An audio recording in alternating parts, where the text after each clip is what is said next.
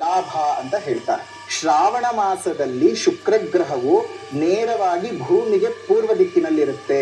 ಪ್ರತಿಯೊಂದು ಗ್ರಹಕ್ಕೂ ಅದರದ್ದೇ ಆದಂತಹ ಕಿರಣಗಳಿರುತ್ತೆ. ಸೂರ್ಯನಿಂದ ಹೇಗೆ ನಮಗೆ ಬೆಳಕಿನ ಕಿರಣಗಳು ಭೂಮಿಗೆ ತಲುಪತ್ವೋ ಅದೇ ರೀತಿಯಾಗಿ ಪ್ರತಿ ಗ್ರಹಗಳಿಗೂ ಸಹ ಅದರದ್ದೇ ಆಗಿರ್ತಕ್ಕಂಥ ಕಿರಣಗಳಿರುತ್ತವೆ.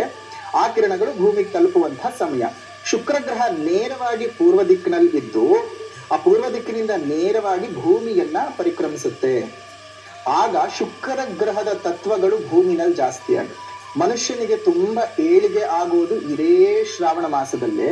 ಆರ್ಥಿಕವಾಗಿ ಗಮನಿಸಬಹುದು, ಆಲ್ಮೋಸ್ಟ್ ಎಲ್ಲರಿಗೂ ಏನಾದ್ರೂ ಹೊಸದೇನಾದ್ರೂ ಜೀವನದಲ್ಲಿ ನಡೆದಿರತ್ತೆ, ಸ್ವಲ್ಪ ಚೆನ್ನಾಗಿ ಹಣಕಾಸುಗಳು ಮಾಡ್ಕೊಂಡಿರ್ತೀವಿ ಅಂತಂದ್ರೆ ಇದೇ ಆಷಾಢ ಶ್ರಾವಣ ಮಾಸಗಳಲ್ಲೇ, ಈ 2 ತಿಂಗಳುಗಳಲ್ಲೇ ಸ್ವಲ್ಪ ಜಾಸ್ತಿ ಆಗಿರುತ್ತೆ. ಕಾರಣ ಶುಕ್ರನ ಅನುಗ್ರಹ ನೇರವಾಗಿ ನಮಗಾಗುತ್ತೆ. ನಮ್ಮಲ್ಲೊಂದು ಪ್ರಭಾವಗಳನ್ನ ಬೆಳೆಸ್ಕೊಳ್ಳೋದಕ್ಕೆ ಸಾಧ್ಯ ಆಗುತ್ತೆ. ಯಾಕೆಲ್ರು ದುಡ್ಡು ಮಾಡ್ಕೊಳ್ಳಲ್ಲ ಅಂತ ಕೇಳಬಹುದು. ನೇರವಾಗಿ ಶುಕ್ರ ಗ್ರಹ ಅಲ್ಲಿದೆ, ನೇರವಾಗಿ ಕಿರಣ ಬರ್ತಿದೆ, ನಮ್ಗೆ ಯಾಕೆ ಒಳ್ಳೇದಾಗಲ್ಲ?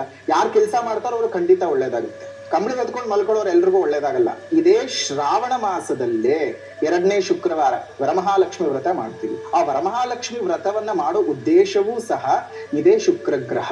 ಹಾಗಾಗಿ ಈ ಮಾಸ ತುಂಬಾ ಶ್ರೇಷ್ಠವಾದದ್ದು. ಶುಕ್ರ ಅಂದ್ರೇನೆ ಸ್ತ್ರೀ ತತ್ವ.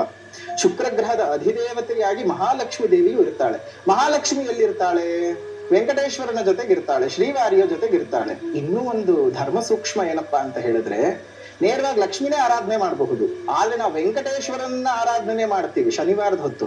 ಏನಪ್ಪಾ ಕಾರಣ ಅಂತ ಹೇಳಿದ್ರೆ, ಲಕ್ಷ್ಮಿ ಯಾವಾಗ್ಲೂ ಅಷ್ಟೇ, ನನಗೆ ಗೌರವ ಎಷ್ಟು ಕೊಡ್ತೀರೋ ಮೊದಲು ನನ್ನ ಗಂಡನಗ್ ಗೌರವ ಕೊಡಿ, ನನ್ನ ಗಂಡನಗ್ ಗೌರವ ಕೊಟ್ಮೇಲೆ ನನಗ್ ಕೊಡಿ. ಅಂದ್ರೆ ಶ್ರೀ ಎಲ್ಲಿ ನಿವಾಸವಾಗಿರ್ತಾಳೋ ಆ ಸ್ಥಾನವನ್ನ ದರ್ಶನ ಮಾಡಿದಾಗ ಅಲ್ಲಿ ನಡೆಯುವಂತಹ ಪೂಜಾ ವಿಧಿವಿಧಾನಗಳಿರಬಹುದು, ಅಲ್ಲಿ ಘೋಷ ಮಾಡುವಂತಹ ಮಂತ್ರಗಳಿರಬಹುದು, ಪಠಣಗಳಿರಬಹುದು, ಅದೆಲ್ಲ ಮನುಷ್ಯನಿಗೆ ಒಂದು ಪಾಸಿಟಿವಿಟಿ ಕೊಡುತ್ತೆ.